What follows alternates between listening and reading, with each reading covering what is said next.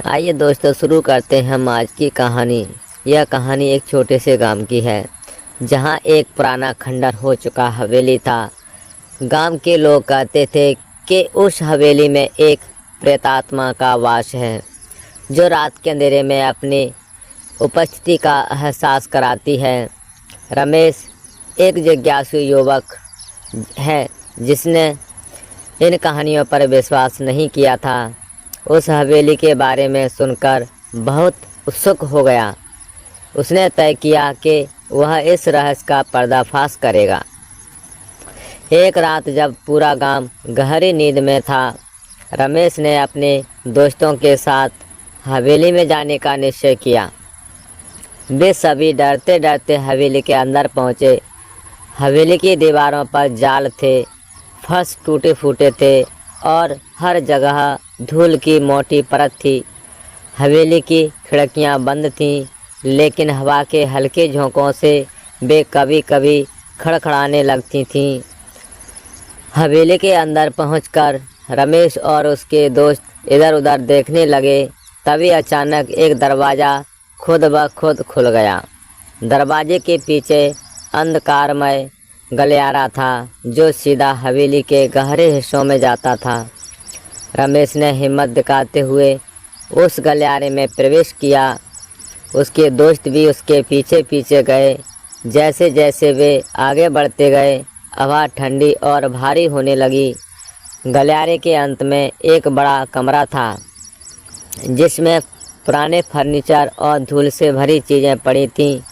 अचानक कमरे के कोने से एक अजीब सी आवाज़ आई। सभी ने डर के मारे उस दिशा में देखा। वहाँ एक पुराना आईना था, जिसमें से धुंधला सा आकृति उभरने लगी। रमेश ने ध्यान से देखा तो उसे महसूस हुआ कि वह आकृति धीरे धीरे स्पष्ट हो रही है। अचानक आईने से एक भयानक चेहरा उभर कर बाहर आया और ज़ोर से चिल्लाया। रमेश और उसके दोस्त डर के मारे चीखते हुए बाहर की ओर भागे। जैसे ही वे दरवाजे तक पहुँचे, दरवाज़ा खुद ब खुद बंद हो गया और एक ज़ोर की आवाज़ हुई। कमरे में अब पूरी तरह अंधेरा छा गया। वे सभी उस भूतिया माहौल में फंसे हुए थे। रमेश ने अपनी हिम्मत को फिर से इकट्ठा किया और अपनी टॉर्च जलाकर चारों ओर देखने लगा। तभी उसे कमरे की दीवार पर कुछ लिखावट नजर आई। वह लिखावट एक पुरानी भाषा में थी, लेकिन किसी तरह रमेश ने उसे पढ़ लिया। उसमें लिखा था, जो यहाँ आया वह वापस नहीं जा पाया, उसकी आत्मा हमेशा के लिए यहाँ बंद हो गई। रमेश को यह समझते देर न लगी कि वह और उसके दोस्त अब किसी बड़ी मुसीबत में फंस चुके हैं। उसने अपने दोस्तों से कहा कि उन्हें उस आईने को तोड़ना होगा ताकि वे यहाँ से निकल सकें। सभी ने मिलकर आईने पर हमला किया, लेकिन आईना टूटने की बजाय और भयानक रोशनी में चमकने लगा।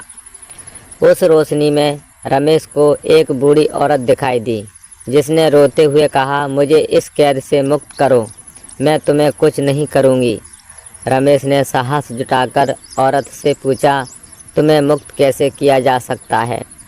बूढ़ी औरत ने कहा, इस हवेली के नीचे मेरी अस्थियां दबी हैं, उन्हें उचित रीति रिवाजों के साथ दफना दो।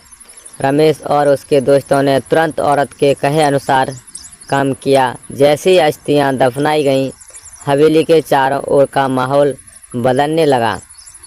हवा में हल्कापन आ गया और आईना चटक कर टूट गया। अचानक हवेली का दरवाज़ा खुल गया और वे सभी बाहर निकलने में कामयाब रहे।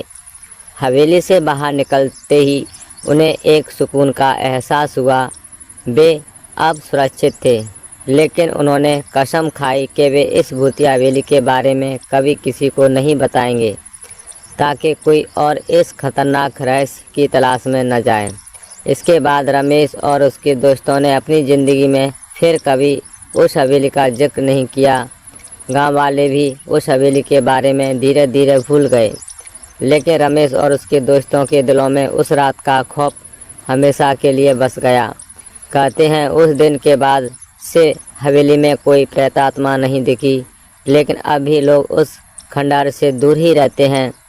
शायद वहाँ कोई अदृश्य शक्ति अब भी पहरा देती है, जो फिर से परेशान किए जाने पर जाग सकती है। दोस्तों, हम ऐसी ही वीडियो आपके लिए लाते रहते हैं। हमारे वीडियो अगर आपको थोड़ी सी भी पसंद आती हो तो हमारे वीडियो को लाइक कीजिए और हमारे चैनल को सब्सक्राइब कीजिए, जिससे इसी प्रकार की वीडियो आपको मिलती रहे।